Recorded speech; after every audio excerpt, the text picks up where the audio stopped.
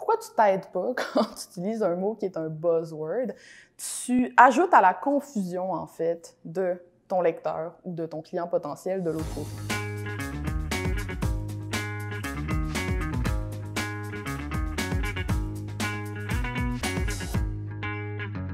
Les buzzwords. Tu sais, il y a toujours en marketing des mots qui deviennent des mots à la mode, que tout le monde se met à utiliser un peu à toutes les sauces. Par exemple, dans mon domaine, ça va beaucoup être le mot storytelling, qui est un peu galvaudé, que tout le monde maintenant fait du storytelling. Tu vas avoir des mots aussi, je sais pas, moi-même copywriting à la limite, qui est aussi, qui représente un petit peu ce que je fais. Mon métier, c'est un mot qui s'en vient galvaudé, qui s'en vient surutilisé dans toutes sortes de contextes. C'est vraiment quelque chose qu'on voit de plus en plus, sinon, marketing bienveillant, marketing authentique, ce genre de mots-là qu'on pitch partout. Puis, c'est intéressant parce que, en utilisant ces mots-là, les gens ne s'aident pas. Pourquoi? Parce que la raison pour laquelle ce mot-là est un buzzword, c'est qu'il est vastement utilisé par plein de gens qui vont tous donner à ce mot-là une définition un peu différente. Ça veut dire qu'au final, ce mot-là n'a plus une très grande signification. En fait, il veut plus dire grand-chose. Ce que ça fait, c'est que ton client, quand il voit que tu fais du storytelling, il a juste aucune idée de ce que tu fais. Il sait pas ce que tu fais. Je veux dire, tu peux dire que tu fais du storytelling puis faire du branding, tu peux dire que tu fais du storytelling puis faire de la pub Facebook. Je ne sais pas ce que tu fais.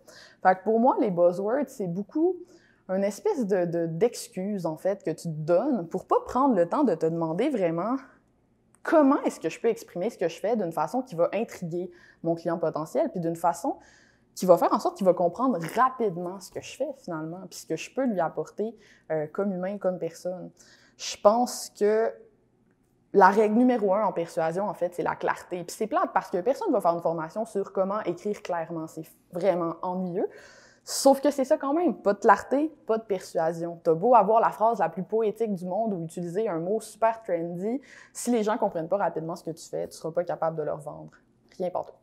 En copywriting, il y a une technique qu'on appelle la transsubstantiation. Puis là, c'est drôle parce que je pensais pas parler de Jésus aujourd'hui, mais on n'a comme pas le choix, là. La transsubstantiation, c'est l'idée de prendre un mot qui a une signification X ou Y, puis d'utiliser un autre mot à la place pour désigner exactement la même chose.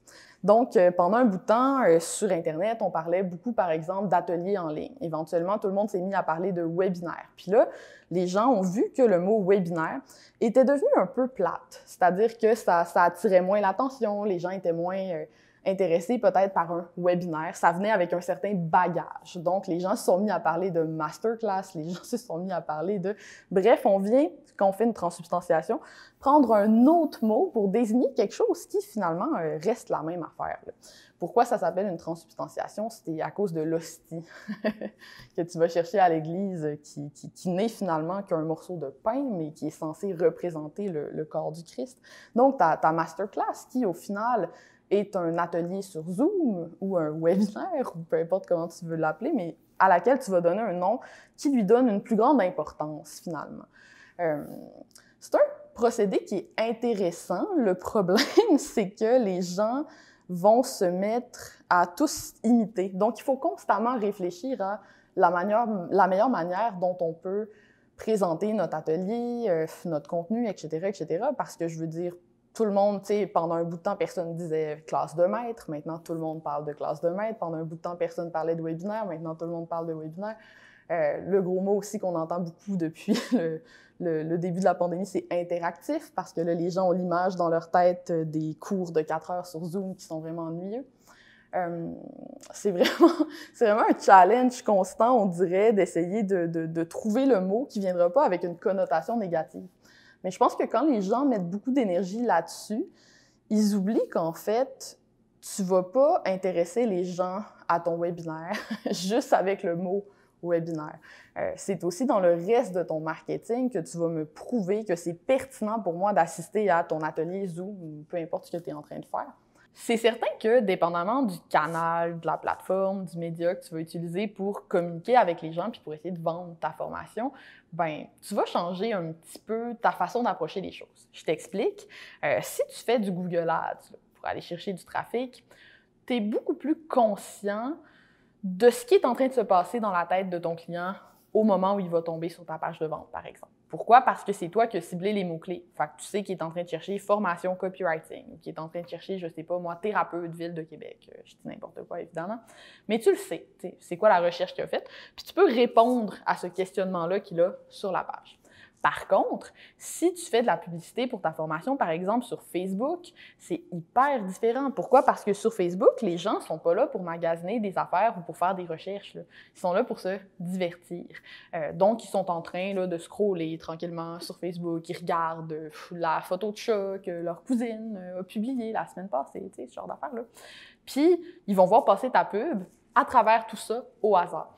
Ça veut dire que la game de persuasion est vraiment différente, finalement, d'un endroit à l'autre. Tu sais, sur Facebook, il faut que tu captes l'attention, il faut que tu intrigues, il faut que tu donnes envie aux gens de lire ce que tu as écrit en les divertissant, en faisant quelque chose qui va les intéresser, les divertir, les éduquer, les intriguer dans tous les cas, rapidement. Versus si, évidemment, tu fais de la publicité, par exemple, justement sur Google Ads, ben, tu vas pouvoir aller beaucoup plus direct, là, beaucoup plus droit au but dans ton approche, dans ta publicité. C'est un peu pareil, je pense, si tu es sur LinkedIn, ben, tu sais que tu t'adresses vraiment à des professionnels, à des entrepreneurs, à des gens pour qui le personal branding, c'est important bien souvent. Donc, tu n'auras pas le même genre de contenu, les mêmes genres d'approche que sur Facebook, où généralement, on est beaucoup plus en mode divertissement, ou sur Instagram, où le visuel est tellement important, puis où les gens consomment beaucoup de stories, par exemple. Donc, ouais, non, définitivement, le média, puis le canal que tu choisis, en fait, pour te promouvoir, va avoir un impact sur ton contenu. Puis là, un truc que j'aimerais mentionner, c'est t'as pas besoin d'être sur tous les canaux, t'as pas besoin d'être sur tous les médias sociaux tout le temps, en même temps, n'importe comment. Je pense que tu devrais te concentrer sur tes préférés puis ceux où ton client idéal se trouve en premier, puis peut-être même commencer par un. Je vais avoir l'air d'une underachiever en disant ça.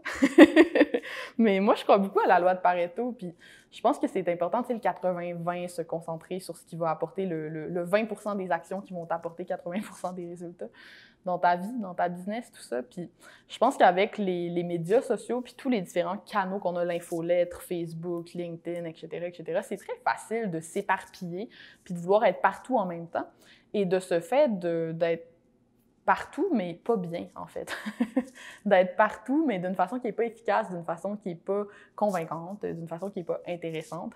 Je pense que pour réussir à attirer l'attention puis à comprendre un petit peu la culture d'un média, la culture d'un réseau social, par exemple, il faut s'immerger dedans un petit peu. Fait que si j'avais un conseil là, pour quelqu'un qui vraiment est pas beaucoup présent sur les médias sociaux ou a pas d'infolettre en ce moment ou quoi que ce soit, ben commence par un ou deux, à fond. Fais-le vraiment bien, tu sais, implique-toi, essaie de comprendre c'est quoi les codes de cet endroit-là où tu te trouves.